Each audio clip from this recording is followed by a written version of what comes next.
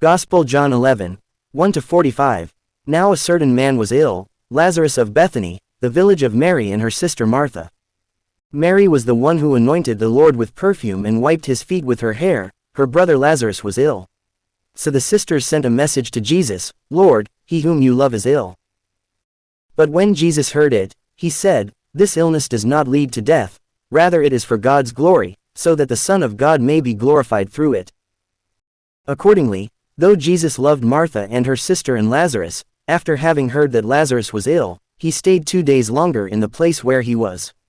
Then after this he said to the disciples, "Let us go to Judea again." The disciples said to him, "Rabbi, the Jews were just now trying to stone you, and are you going there again?" Jesus answered, "Are there not 12 hours of daylight?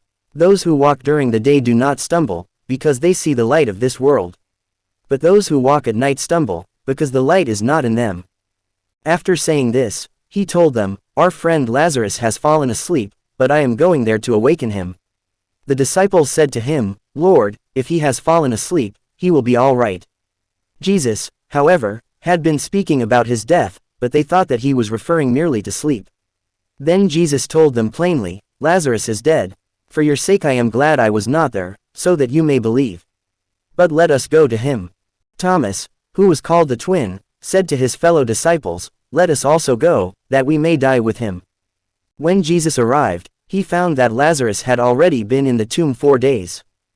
Now Bethany was near Jerusalem, some 2 miles away, and many of the Jews had come to Martha and Mary to console them about their brother. When Martha heard that Jesus was coming, she went and met him, while Mary stayed at home. Martha said to Jesus, "Lord, if you had been here, my brother would not have died. But even now I know that God will give you whatever you ask of him."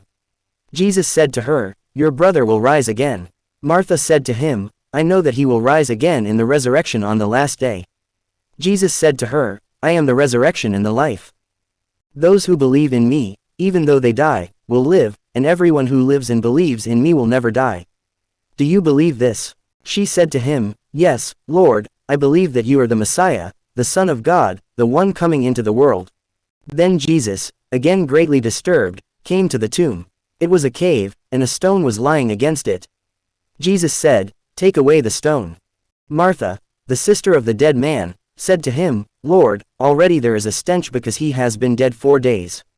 Jesus said to her, "Did I not tell you that if you believed, you would see the glory of God?" So they took away the stone. And Jesus looked upward and said, "Father, I thank you for having heard me.